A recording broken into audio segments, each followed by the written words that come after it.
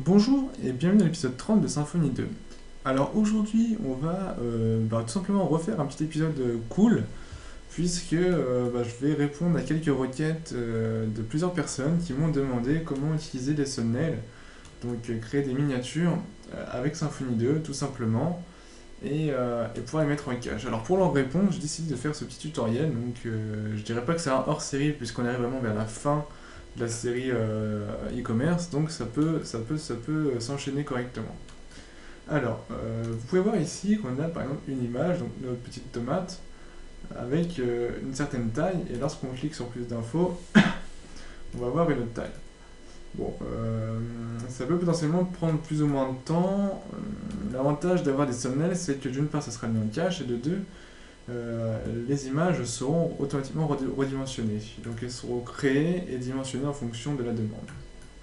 Alors, comment fait-on ça? Tout simplement, on va se servir de Leap Imaging Bundle. Et cela me fait penser à une petite chose que je dois vous rappeler. Donc ça, je vais fermer. Voilà. Alors, dans l'épisode 28, je vous ai dit une petite bêtise. Alors oui, ça m'arrive. Tout simplement, dans Media, je vous ai dit de tout passer en private, dans les attributs. Et bien, sachez que il fallait pas tout passer, il faut laisser celui-ci en public, sinon vous allez avoir des erreurs au niveau du back-end.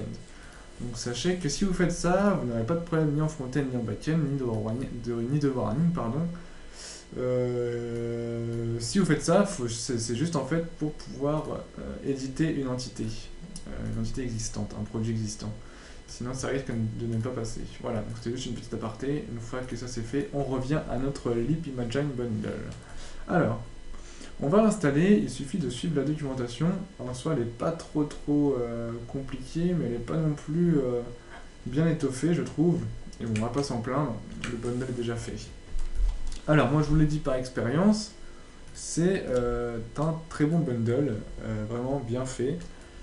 Donc, on peut y aller en toute confiance. Alors, on va pour ce faire utiliser Composer, on commence à avoir l'habitude. Et donc, on va ajouter ici Leap Imaging Bundle. Voilà. On va lui préciser quelle version on veut. Donc on va prendre la DevMaster. Et on pourra changer par la suite. Alors, on va utiliser notre petite CMD. Non, pas Composer, ça risque de pas marcher. E-commerce, voilà. Et donc on va faire un Composer Update. Voilà. Hop, pendant que ça installe, on va en profiter pour regarder la documentation et l'expliquer. Alors voilà, c'est un petit exemple de comment on fait, comment on peut utiliser Imaging Bundle. Donc on a notre image, on y applique un filtre avec le nom, avec en paramètre le nom de la thumbnail qu'on veut. C'est-à-dire qu'on peut définir plusieurs thumbnails, plusieurs tailles, plusieurs qualités d'image et en fonction du nom, ça ira chercher celui qu'on a défini. Donc c'est pas très parlant pour l'instant, mais vous verrez qu'à la démonstration, ça va être beaucoup plus causant. Alors ensuite, on va avoir ici à définir les routes, donc juste à mettre ça dans le routing principal. Donc en soi, c'est qu'un copier-coller. Et donc c'est ici voilà, on peut définir tout simplement un filter, donc qui pourrait être l'équivalent de celui-ci.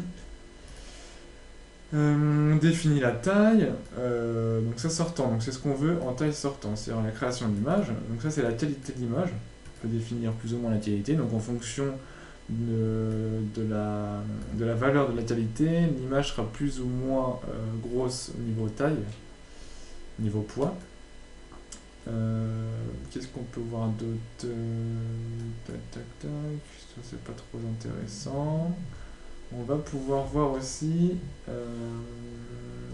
qu'on peut utiliser Imaging Bundle, non pas par la vue, mais par le contrôleur directement. C'est-à-dire qu'on pourra générer directement la thumbnail via le contrôleur. Donc ça peut être pas mal aussi. Donc dans votre cas, je pense pas qu'on va l'utiliser, mais sachez que c'est tout à fait faisable. Donc c'est cette partie-ci, donc c'est en bas de la page, si vous voulez le faire. Et après, ça ne nous intéresse pas, c'est pour tout ce qui est VirtualHost. Configuration de serveur, dans la logique, si votre projet est bien fait, on ne devrait pas avoir de problème. Alors, il en est où?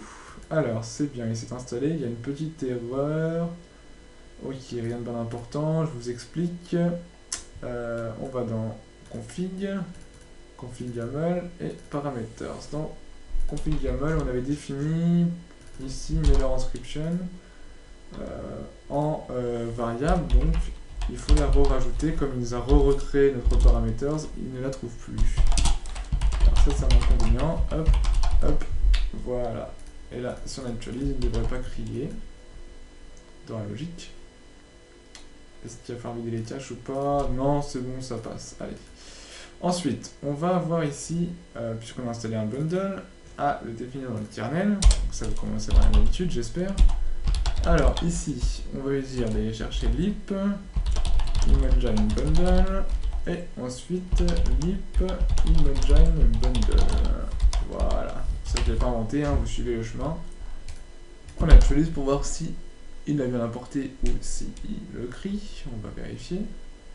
En l'occurrence, il est bien apporté, donc on va pouvoir l'utiliser. Alors, je vous ai dit tout à l'heure qu'on avait un petit copier-coller à faire, donc c'est celui-ci, rien de bien méchant.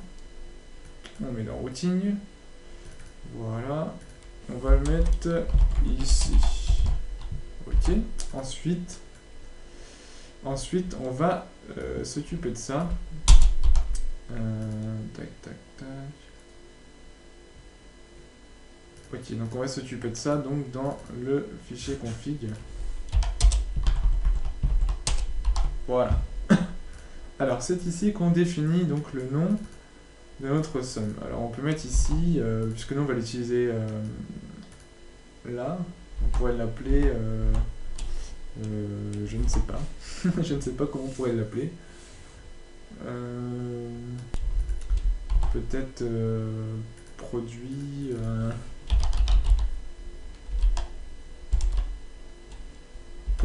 produit somme. Voilà. On mettra ça, puisque c'est une petite image de produit, donc produit somme.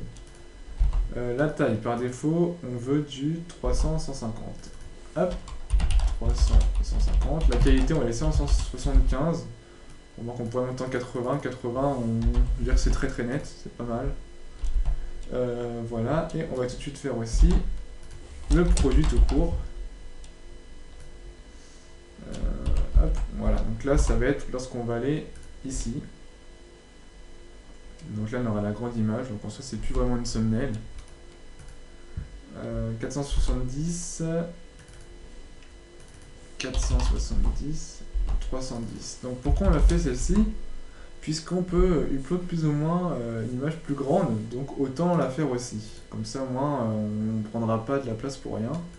Enfin, non, on ne fera pas charger l'utilisateur une image trop grande pour rien, puisqu'elle sera redimensionnée et donc en l'occurrence beaucoup moins lourde. 80 aussi, celle-là on peut laisser à la 75 puisqu'elle est un peu plus grande.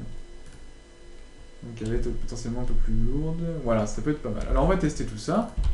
On va se mettre donc dans la vue. Alors, e-commerce, ressources, view, default, produit, layout, produit. Alors là, c'est tac, tac, tac, tac. Si on cherche img, voilà, ce serait celle-ci. Alors, testons. Alors, pour l'utiliser, on va tout simplement donc déjà retirer asset, puisqu'on n'en a plus besoin. Il va, enfin, le filtre est capable de rajouter l'asset tout seul, pardon. Et donc, on va lui dire, tout simplement ici, donc on va laisser les accolades, on va y appliquer le filtre. Alors, on lui dit ici, Imogen filter, hop, le nom de notre filtre, donc de filtre qu'on a donné, donc c'était dans tac, tac, tac, tac, oh, tac, tac, voilà, c'est celui-ci, donc produit somme, hop, ici on le colle, et donc dans la logique, si on revient à l'accueil, il est censé nous appliquer donc les thumbnails. Donc là il est un petit peu long parce qu'il est en train de les créer et les mettre en cache. Donc là on voit qu'il nous a créé les thumbnails, tout simplement puisque quand j'inspecte, on voit qu'il est dans le média cache, produit, etc. Donc si on va dans notre, dans notre projet, on voit le dossier média, dossier cache, resolve, et on voit qu'il a créé un dossier par nom de filtre. Voilà. Et si on rentre dedans, on a Upload et on retrouve nos thumbnails. Bien sûr, avec un poids très petit. On peut voir ici 4,79 KO. D'où l'intérêt d'utiliser en fait ce bundle. Donc là, vous allez me dire, ouais, mais les images ne sont pas terribles puisqu'en fait elles sont coupées, on a une sorte de zoom dessus. Alors oui, elles sont un peu tronquées. Alors ça, c'est dû au filtre qu'on a appliqué. Alors si on va dans... Donc ça, je peux fermer. Paramètres, je peux fermer. Je fais un petit peu de tri. Hein. Voilà. Si on retourne sur celui-ci, donc je l'avais testé précédemment, on voit ici Outbound. Alors Outbound, c'est en gros, il tronque l'image et il prend en fonction de la taille. Alors, l'avantage, c'est qu'on peut changer, c'est qu'on fait un inset. C'est-à-dire que si on va sur inset, donc là, il va falloir supprimer le dossier. Voilà. Donc là, comme il n'y a pas supprimer le dossier, il va recréer les images en cache. Et donc, si celui-ci veut bien, il va s'actualiser. Et là, on va voir les images. Voilà. Donc, bien redimensionnées, avec la bonne taille. Et quand on retourne sur le dossier, on voit qu'il a bien tout recréé. Hop, voilà, avec notre tomate entière. Donc voilà l'avantage de ce bundle. Alors on pourrait faire la même chose. D'ailleurs, on va faire la même chose ici. Donc on va mettre insert sur celui-ci. Sur la grande, alors on va copier-coller le petit filter. Hop, dans présentation. On va virer la 7. Voilà. Et je disais donc, on va appliquer produit. Et si on actualise, si on va sur la page produit, on devrait voir, donc là on est en train de créer en cache l'image, j'imagine. On devrait avoir un nouveau dossier apparent, voilà, produit, upload avec notre image. Donc là, sachez que l'image elle n'est pas régénérée à chaque fois, hein. Une fois qu'elle est créée, elle est créée. Vous voyez, on actualise, elle n'est pas recréée. C'est juste en gros, une fois que vous ajoutez un produit, c'est le premier utilisateur qui va être dessus, qui va créer en cache l'image, et le cache va rester. Donc voilà, voilà tout l'intérêt en fait du cache et la puissance de ce bundle. Donc moi je vous le conseille vivement, d'une part pour accélérer votre site, puisque vous allez voir qu'une fois que les thumbnails sont créés, et qu'elles sont mises en cache, donc là on peut voir par exemple c'était pas mis en cache, voilà, une fois que c'est mis en cache et actualisé, ça va aller beaucoup plus vite. Vous allez voir en fait la vitesse de votre site qui va totalement changer, donc rien à voir avec la vitesse précédente. Si vous avez vraiment beaucoup d'images telles que des produits, je vous conseille vivement. Donc voilà, donc on peut revoir un petit peu la documentation, faire le point de ce qu'il faut oublier, ce qu'il ne faut pas oublier, pardon. Alors une fois installé le bundle, il faut tout simplement ici mettre ses prérequis, donc WebPass, c'est-à-dire vous pouvez définir un pass avant. C'est pas mal aussi pour ceux qui ont, je sais pas, un préfixe ou autre. Donc là, les méthodes de cache, vous avez donc la qualité d'image, qui est aussi non négligeable. Si vous avez beaucoup d'images et que c'est vraiment moins chargé, vous baissez la qualité, du coup, l'image sera un peu moins lourde. Vous avez ici la taille. Donc le mode, je l'ai expliqué, donc c'est soit vous tronquez l'image, soit vous la tronquez pas, donc c'est vous la rétrécissez. Après, à voir en fonction du ratio, je ne suis pas convaincu que ce soit top, donc à vous de faire les tests. Pour l'appliquer, on ne met pas d'asset sur l'image, le filtre s'en chargera. On fait juste un image filter et ici on va lui passer le filtre qu'on a précédemment créé, ici ou ici. Donc vous avez vu, c'est très simple à mettre en place. N'oubliez pas d'inclure dans le routing la route Leap Engine. Donc j'espère que ce tutoriel vous a plu, que j'ai répondu à vos questions. N'oubliez pas qu'il est tout à fait possible de l'utiliser dans votre contrôleur, donc je le répète, c'est ici. C'est un peu le même principe que la vue. Celui-ci, en fait, il va générer l'image dans le dossier.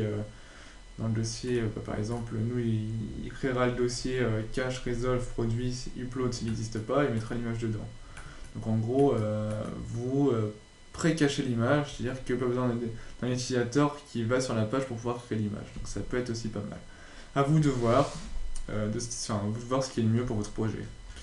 Donc voilà, donc comme je disais, j'espère que ce tutoriel vous a plu. N'hésitez pas à me faire un retour, poser vos questions, encore me soumettre vos idées si vous en avez encore de plus en plus. Et ben, comme d'habitude, je vous dis bon courage pour la suite et rendez-vous au prochain tutoriel.